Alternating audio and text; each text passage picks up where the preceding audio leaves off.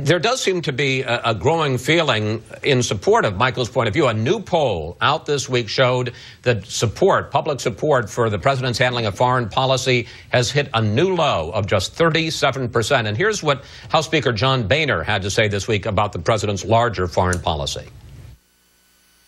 It's not just Iraq. It's Libya. It's Egypt. It's Syria. The spread of terrorism has increased exponentially under this president's leadership.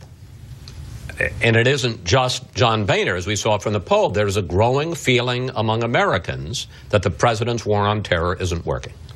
Well, I think that's a sign of frustration is what it is. We've had an endless stream of, chaos in the world, events emerging. I think it was President Lincoln who said something to the effect of, I don't control events, events control me. I think that applies directly to this situation. But what you're seeing is that the polls indicate there are no good alternatives. If you ask the same polls, if you ask Americans, should we send Americans into Syria? No. Should we send them into Iraq? No. Should we antagonize Putin in Russia? No. So, should we stay in Afghanistan? No.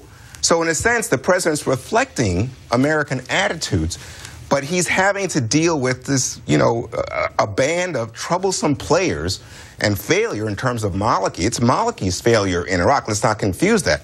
And Michael said, well, why did, he's not engaged in the world. Well, remember, it was President Bush who decided that we were going to pull out of Iraq. That was President Bush's decision.